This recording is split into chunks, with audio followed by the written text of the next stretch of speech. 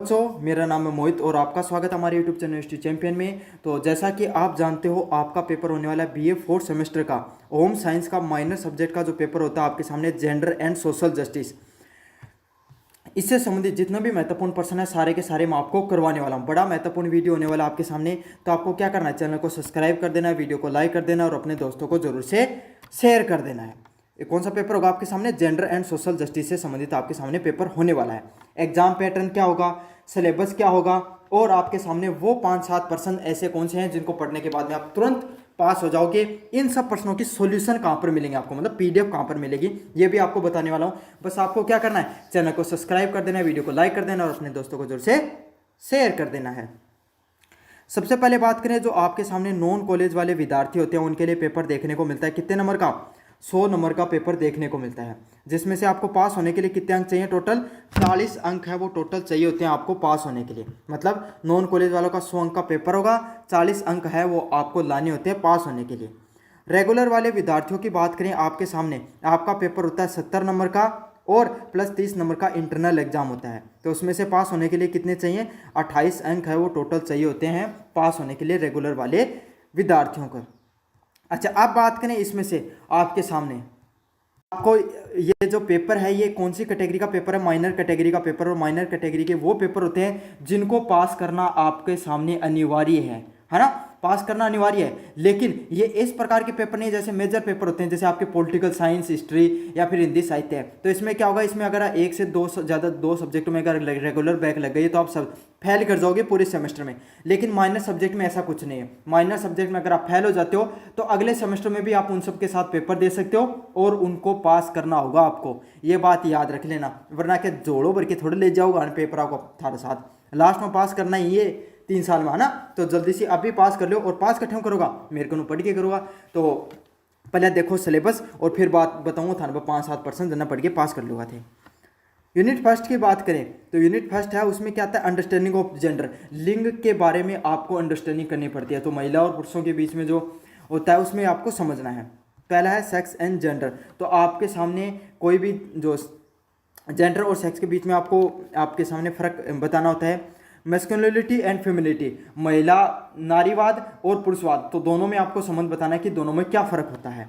Biological and cultural determinant of being a male and female, तो किस तरीके से सांस्कृतिक और आपके सामने बायोलॉजिकल जैविक जो डिफरेंस होता है महिला के बीच में और पुरुष के बीच में, आपको इन सब चीज़ों के बारे में बताना है। यूनिट सेकंड की बात करें, सोशल कंस्ट्रक्शन ऑफ जेंडर। तो जो आपके सामने जो लिंग होता है, जो मतलब जेंडर महिला और पुरुष होते हैं उनके बीच में क्या सोशल कंस्ट्रक्शन है, मतलब सामाजिक संरचना क्या होती है उसके बारे में आपको बताना है। कंस्ट्रक्शन ऑफ जेंडर, तो आपके सामने जो जेंडर होता है उसका सोशलाइजेशन सामाजिकरण किस प्रकार से होता है महिला पुरुष के बीच में, उसको बताना है। जेंडर रोल्स, जो आपके सामने जो जेंडर होता है मतलब महिला पुरुष के बीच के क्या क्या दोनों के अंतर अपने अपने रोल होते हैं, क्या क्या कार्य होते हैं उन दोनों के। स्टीरियोटाइप, उनसे संबंधित क्या अंधविश्वास देखने को मिलते हैं और उनकी क्या आइडेंटिटी होती है उसके बारे में आपको बता देना है। अगले वाला इन्फ्लुएंस ऑफ जेंडर, तो आपके सामने जो जेंडर होता है उसका क्या प्रभाव होता है इसके बारे में बताना है। माइथोलॉजी क्या होती है, लिटरेचर और वर्क एंड मीडिया क्या होता है। माइथोलॉजी क्या होती है, लिटरेचर मतलब साहित्य क्या होता है, कार्य क्या होता है, मीडिया क्या होती है। पॉपुलर कल्चरल क्या देखने को मिलते हैं आपके सामने, जितने भी जो पॉपुलर कल्चर होते हैं उसके बारे में आपको अच्छे से बता देना है। अगला क्या, unit number 3, the girl child and women in India, महिलाएं बच्चियां और जो भारत के अंदर उनकी क्या हालत है। डेमोग्राफिक प्रोफाइल, तो भारत की जो पूरी डेमोग्राफी क्या होती है, भौगोलिक परिस्थितियों पर महिलाओं की क्या स्थिति है, हर राज्य में अलग अलग देखने को मिलती है, इसके बारे में आपको बताना है। स्टेटस ऑफ हेल्थ, जो महिलाएं होती हैं उनका हेल्थ, जो उनके शारीरिक बीमारियों के बारे वगैरह के बारे में बताना है। न्यूट्रिशन एंड एजुकेशन, तो महिलाओं को किस प्रकार की शिक्षा मिलती है और पोषक तत्वों क्या क्या मिलने चाहिए महिलाओं को। फीमेल फेटिसाइड, महिलाओं में जो बांझपन देखने को मिलता है उसके बारे में आपके सामने,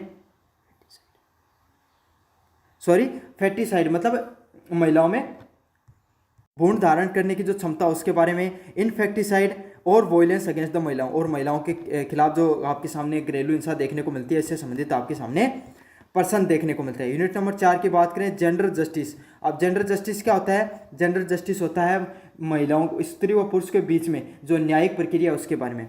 वुमेन्स मूवमेंट इन इंडिया, तो महिलाओं के द्वारा जो मूवमेंट चलाया गया, महिलाओं के द्वारा महिलाओं के साथ होने वाले न्याय के ऊपर किस प्रकार के आंदोलन देखने को मिलते हैं, इस पर आपको बताना है। Law policies and program for the female childrens and womens, और आपके सामने जो क्या क्या नियम है, क्या क्या नीतियां हैं, क्या क्या प्रोग्राम है जो महिलाएं हैं, बच्चे और वुमेन्स हैं उनके लिए। तो इससे संबंधित आपके सामने ये पूरा जो जेंडर एंड सोशल जस्टिस से संबंधित आपके सामने पूरा सिलेबस था। अब इंपॉर्टेंट क्वेश्चन देखेंगे अपन। अगले वाले प्रश्न की बात करें, understanding the gender unit first में आपके सामने पहला प्रश्न है, differentiate between the gender and sex, स्त्री और पुरुष के बीच में जैविक व सामाजिक भेद के बारे में बताइए। तो आपको क्या करना है, स्त्री और पुरुष के बीच में जो जैविक व सामाजिक भेद है उसको आपको अच्छे से स्पष्ट करना है। काफ़ी ज़्यादा मोस्ट इंपॉर्टेंट प्रश्न होने वाला है। अगले वाले प्रश्न की बात करें, explain the concept of the masculinity and the femininity, पुरुषत्व और स्त्रीवाद की अवधारणा को एक्सप्लेन कीजिए। तो स्त्री और पुरुष के बीच में आपको क्या फर्क होता है इसके बारे में आपको बता देना है। यूनिट नंबर सेकंड की बात करें, explain the process of gender socialisation, लिंग समाजीकरण की प्रक्रिया की व्याख्या कीजिए। तो लिंग समाजीकरण आपके सामने देखने को मिलता है, उसकी पूरी प्रक्रिया को व्याख्या करना आपके सामने। अगले वाला प्रश्न है, discuss the gender role stereotype and identity, लिंग की मतलब क्या भूमिकाएं होती हैं, क्या रूढ़िवादिता होती है और उसकी क्या पहचान होती है, उसके बारे में आपको चर्चा करना है। ये भी काफ़ी ज़्यादा मोस्ट इंपॉर्टेंट प्रश्न है आपके सामने।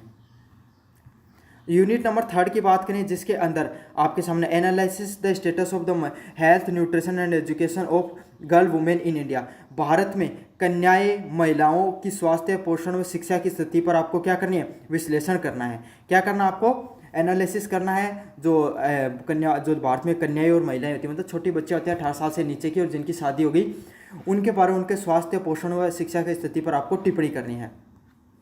डिस्कस द फीमेल फोस्टिसाइड इन फेस्टिसाइड और वायलेंस अगेंस्ट द महिलाएं, कन्या भ्रूण हत्या होती है, शिशु हत्या और महिलाओं के विरुद्ध हिंसा के बारे में आपको, घरेलू हिंसा के पर आपको टिप्पणी करनी है। 4 नंबर यूनिट की बात करें, examine the women movement in India, भारत में महिला आंदोलनों की विवेचना कीजिए। Explain the law policies and program for the womens and girl children in India, महिलाओं और बालिकाओं के लिए बनाए गए कानूनों, नीतियों और कार्यक्रमों की व्याख्या कीजिए।